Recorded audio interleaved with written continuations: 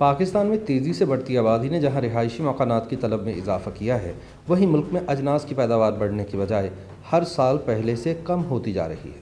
حالانکہ پاکستان ایک زرعی ملک ہے، نتیجتاً خوراک میں خود کفیل زرعی ملک کہلانے والا پاکستان اب گندم سمیت دیگر اجناس دوسرے ممالک سے خرید رہا ہے۔ ملک میں مجموعی زرعی پیداوار میں کمی میں جہاں دیگر تکنیکی عوامل شامل ہیں، وہیں زرعی شعبے میں زیادہ محنت اور کم منافع بخش ہونا بھی خاصا اہم ہے۔ اسی وجہ سے زرعی زمینوں کے مالکان ہاؤسنگ اسکیم کے منصوبوں سے وابستہ سرمایہ کاروں کی پرکشش منافع بخش پیشکش کو مسترد نہیں کر پاتے۔ وسطی پنجاب کے زرخیز اور سبزی علاقے جہاں کبھی لہلہاتے کھیت نظر آتے تھے، وہاں اب دور تک مکانات اور ہاؤسنگ سوسائٹیز دکھائی دیتی ہیں۔ جن زمینوں پر گندم اور چاول کی کاشت کی جاتی تھی، وہ اب ہاؤسنگ سوسائٹیز میں تبدیل ہوتی جا رہی ہیں۔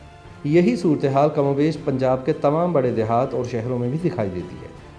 جی ٹی روڈ پر گجرانوالہ سے لاہور یا فیصل آباد کی جانب سفر کریں تو دونوں اطراف ہاؤسنگ سوسائٹیز اور فیکٹریاں دکھائی دیتی ہیں۔ ایسا لگتا ہے کہ ایک شہر سے ہی دوسرے شہر میں داخل ہو گئے۔ امریکی محکمہ زراعت USDA کی عالمی سطح پر زرعی انفارمیشن نیٹ ورک کی رپورٹ کے مطابق پاکستان میں متناسب شرح سے گندم کی پیداوار میں اضافہ نہیں ہو رہا اور توقع ہے کہ رواں برس کٹائی کے وقت پاکستان میں گندم کی پیداوار 25.2 ملین ٹن سے بھی کم ہوگی۔ پنجاب کے ایک بڑے کاشتکار عثمان رانا کے مطابق ان کا خاندان زراعت کے شعبے سے وابستہ تھا اور ان کی زرعی زمین کی قیمت 30 سے 40 لاکھ روپے فی ایکڑ تھی، لیکن ایک پراپرٹی ڈیلر نے اسی زرعی زمین کی قیمت 1 سے 1.5 کروڑ روپے فی ایکڑ لگائی۔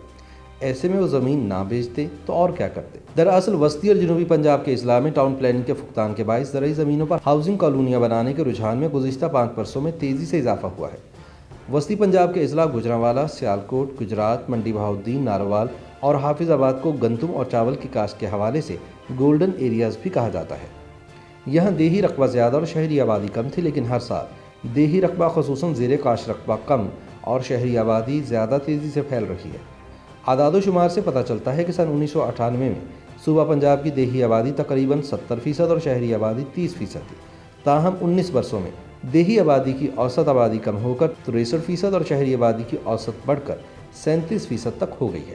دیہات سے شہروں کی طرف نقل مکانی کے رجحان کے ساتھ ساتھ دیہی علاقوں کے شہری حدود میں شامل ہونے کے باعث دیہی رقبہ کم اور شہری رقبے میں اضافہ ہو رہا ہے۔ گجرانوالہ ڈیولپمنٹ اتھارٹی کے ریکارڈ کے مطابق اس وقت ضلع میں 55 منظور شدہ جبکہ 254 غیر قانونی رہائشی اسکیمیں کام کر رہی ہیں، جبکہ 34 رہائشی اسکیموں کی منظوری بھی زیر غور ہے۔ نئی کالونیوں کے لیے کتنی ایکڑ زرعی زمین ختم ہوئی، اس بارے میں کوئی معلومات دستیاب نہیں۔ ماہرین اجناس کے مطابق اعداد و شمار ظاہر کرتے ہیں کہ پاکستان سے غذائی اشیاء کی برآمدات میں نہ صرف کمی واقع ہو رہی ہے، بلکہ زرعی ملک ہونے کے باوجود اس کی اس شعبے میں درآمدات بڑھ رہی ہیں، جو واقعتاً خطرے کی بات ہے۔ سن 2002 میں گجرانوالہ ڈویژن میں 21 لاکھ ایکڑ سے زائد رقبے پر گندم اور چاول کی کاشت کی جاتی تھی۔ محکمہ زراعت کے دستیاب اعداد و شمار کے مطابق رواں برس گجرانوالہ ڈویژن میں 15,55,000 ایکڑ رقبے پر اجناس کی کاشت کی گئی ہے۔ سرکاری اہلکاروں کے مطابق زرعی زمینوں کو کمرشل مقاصد کے لیے استعمال کرنے کے باقاعدہ قوانین موجود ہیں اور زرعی زمین کو ختم کرنے کے لیے اجازت لینا پڑتی ہے اور سرکاری فیس جمع کرانا ہوتی ہے۔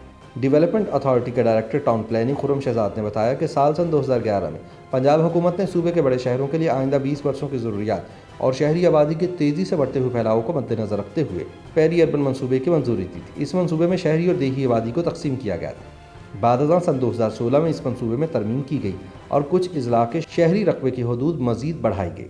ان کا کہنا ہے کہ منصوبے کے مطابق پیری اربن حدود میں آنے والی زمینوں پر رہائشی اسکیم بنائی جا سکتی ہے، چاہے وہ زرعی زمین ہی کیوں نہ ہو۔ اس سلسلے میں زمین کی قیمت کا 1% کنورژن ٹیکس کے طور پر حکومت کو ادا کرنا پڑتا ہے اور زمین کی قیمت کا تعین مارکیٹ ریٹ کی بجائے DC ریٹ سے کیا جاتا ہے، جو کہ مارکیٹ ریٹ سے کہیں کم ہوتا ہے۔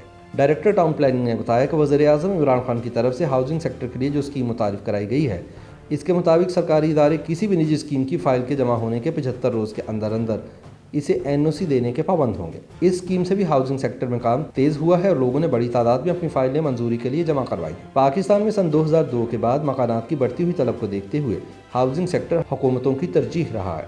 اس سلسلے میں کئی قوانین بھی بنائے گئے اور ٹیکسوں میں مراعات بھی دی گئی ہیں۔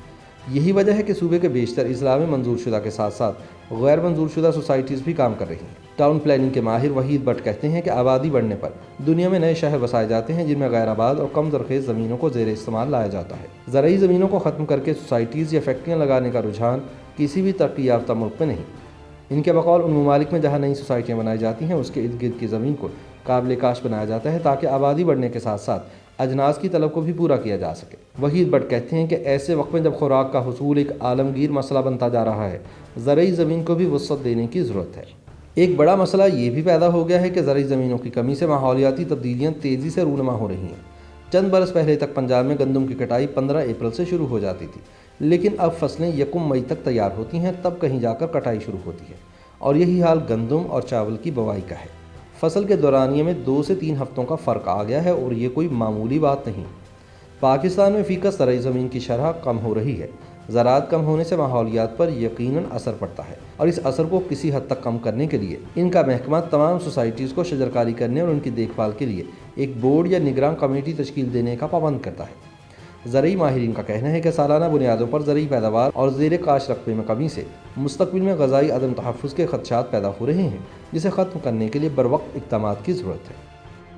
YouTube پر گوگلی نیوز دیکھنے کے لیے youtube.com کی سرچ بار میں googly news T V type کریں۔ گوگلی نیوز کے پیج پر سرخ رنگ کے سبسکرپشن والے بٹن پر کلک کرنا نہ بھولیے۔ YouTube پیج پر اپلوڈ ہونے والی ویڈیوز سے باخبر رہنے کے لیے بیل آئیکن پر کلک کیجیے۔ آپ کو ہر نئی ویڈیو کے بارے میں نوٹیفیکیشن موصول ہو جائے گا۔